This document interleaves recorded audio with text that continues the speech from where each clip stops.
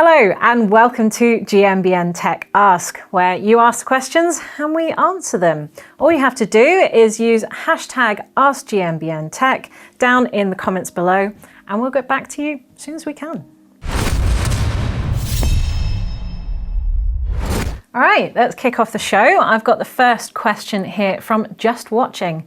And he says, hashtag AskGMBNTech, can I use motorcycle tyre sealant as an alternative since there is no availability of bicycle-specific sealant in my own country? Yeah, I mean, I can't see why not. Sealant is sealant. It's doing the same sort of thing in a rubber tyre, effectively. But as with bicycle brands, there's obviously going to be different brands and different qualities out there. And you're going to have to sort of do a bit of digging and research to work out who's the best. Maybe motorcycle sealant might be a tad thicker or heavier. But if you're okay with that, then, you know, try it, see what it's like. It shouldn't be dangerous or unsafe or anything like that. At worst, it just might not work as well. So you might want to take a tube out with you just in case that's not working out too well. But on the plus side, if you do find something that works for you, it might actually be more affordable in some cases because you do seem to get it in a bigger volume for less money. But try it and let us know because we'd love to hear back from you and we can recommend it to some other viewers. So next up we've got Demetrius12, and he said, ask GMBNTech, I have an XC bike and every tyre I try I puncture. Also in my island the trails are rough and rocky. I am an above average rider. Should I upgrade into a 130mm travel fork? I have asked some people and there are different opinions on what I should do. I'd be interested to see what sort of tyres you're trying, Demetrius, because if you're sticking to XC tyres, they may still be too thin for you, especially if your terrain is rocky and you said you're an above average rider. I think that probably means you're above average in weight. So try some trail tyres if you haven't already. Maybe even enduro casing because they will have a thicker sidewall, which is good for protection from rock hits. And they should just give you a little bit more support if you're a heavier rider, both in weight and in style. Also, why not try some tyre inserts? Have you tried that? Because it should give you a bit more of a buffer between the tyre and the wheel rim. So you might be getting punctures, probably pinch punctures, am I right, from the rims hitting the tyre and splitting them, basically. So a insert should act as a bit of a buffer to stop the tyre from hitting the rim. If you've got a bit of cash to splash and you really like your XC bike, you don't really want to upgrade to a 130 full susser or something like that, then maybe even invest in some new wheels that have a wider bead profile, as they have less sharper edges and they're less likely to sort of nick your tyres when they hit a rock. So let me know what you think about those ideas, and yeah, I'd love to see what happens with that. So next up we've got Biking with Bogart. A great name there. So great information, content's great as usual, so thanks for that, Bogart. Can you give any suggestion for me? I have a full suspension bike with a head angle of 67 degrees. It feels kind of twitchy on the descents.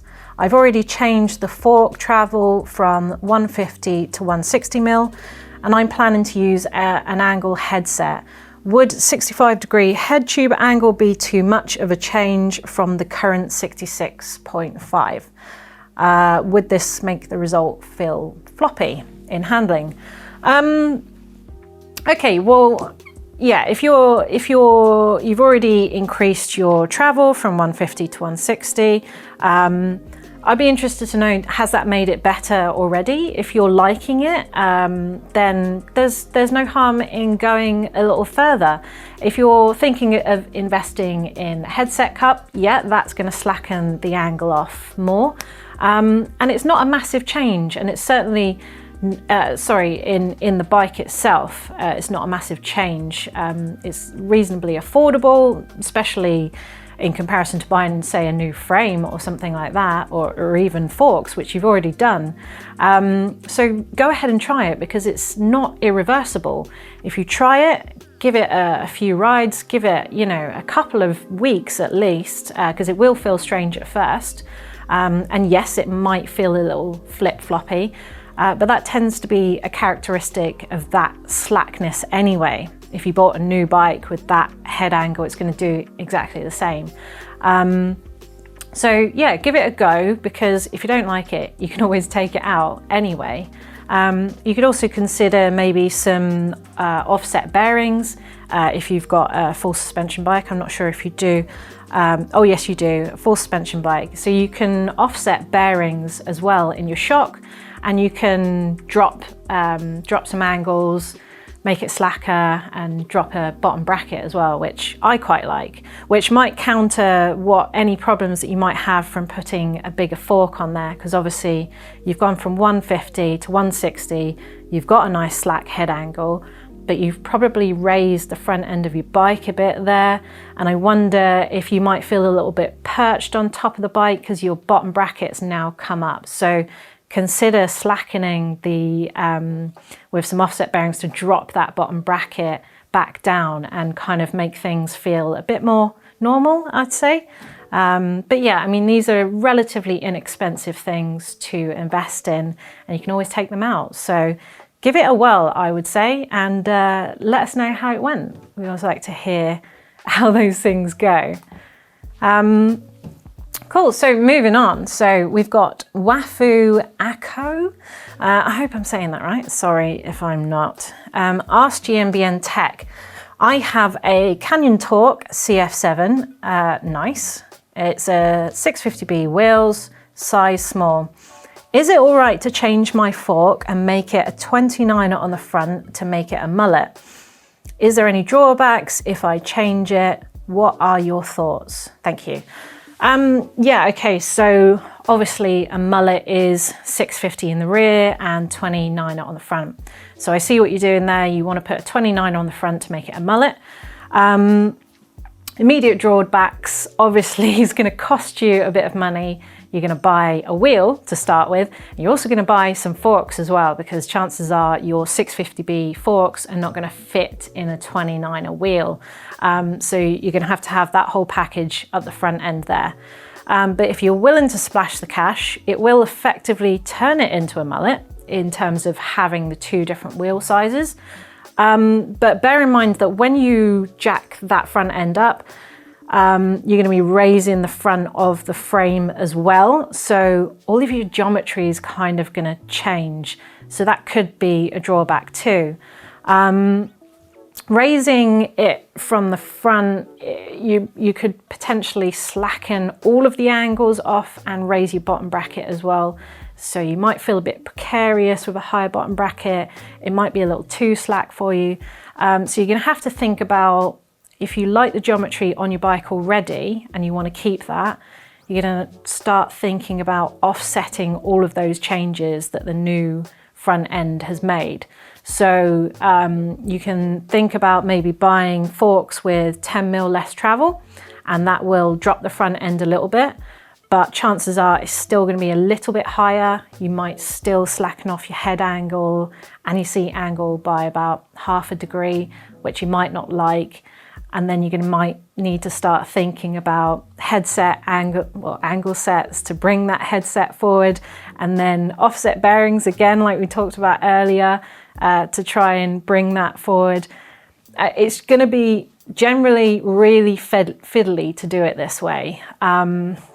It's not as easy as when people sort of drop a 650B into a 29er. This is going to be fiddly for you. So drawbacks is the cost of all of that, and also the fiddling to get your geometry back. if you've got the money to play, or if you can borrow something to try out, maybe your friend's got a 29er front wheel and a 29er fork that you can play with, then great, go wild, try it. You never know, you might love it. But you know, bikes and mullets these days, if that's what you really want, maybe you want to consider selling up your existing one and trying something new. I don't know. But anyway, try a little experiment, I would say, if you can get stuff that's maybe secondhand or borrowed from a friend, and see if you like it first. I wouldn't go spending a lot of money on some forks and a brand new wheel, because you might actually really hate this. Okay, so next up we've got Graham Allshawn here. Ask GMBNTech. Great content as always, Doddy and Anna. Thank you. My wife and I, got into mountain biking in 2019. We are buying full suspension mountain bikes this year. We want to do bike parks and bigger adventures. And when looking at all mountain bikes, i.e. the Vitus Escarp, the geometry is very different to our hardtails, which are a Vitus Sentia and a Nucleus. So your question is, should the main geometry I look for be the reach? The reach on the medium hardtail is the same as the reach on the small full suspension. Okay, and following on from Anna's comments, we are going for 29 to be faster and smash through stuff. Yeah, I do say that a lot. I do like smashing through stuff on a 29er. Okay, so your question is reach. You've noticed that the full suspension in a small has the same reach as your hardtail in a medium. So I'm wondering if you're asking me if you should downgrade to a small full suspension so that you match the reach. If that's the case, my short answer is I wouldn't do that.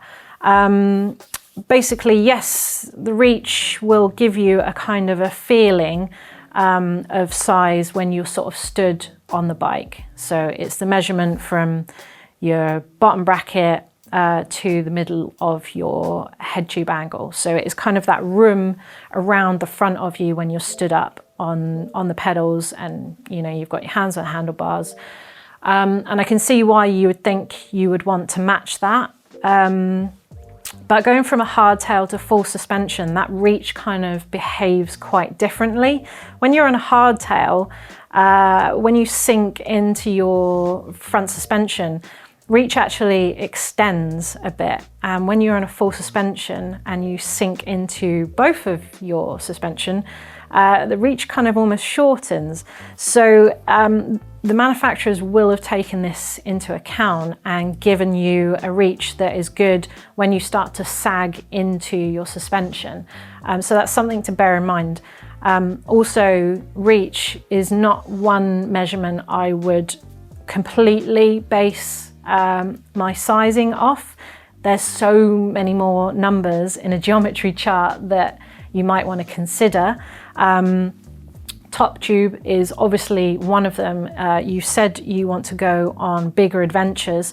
If you're going to be sat down pedaling on those big adventures, then top tube length is quite important to you, because it's the room and the reach that you'll feel when you're actually sat down. So I had a little look at the Escarpe full suspension, and yes, the reach in a small is similar to the hardtail reach in a medium, but if you're riding a medium now and you downsize the top tube, you're dropping about 20 mil in the top tube. And if you downgraded by going to the full suspension, and if you then downgraded to a small as well, you're dropping even further by another 30 mil. So overall, that full suspension in small, the top tube is going to be about 50 mil shorter than your existing hardtail. So when you're sat on that, dropping that reach, the top tube length and the length of the way it feels when you're sat down by 50 mil is going to feel a bit T-Rex-like, for want of a better word, when you're going to be pedaling.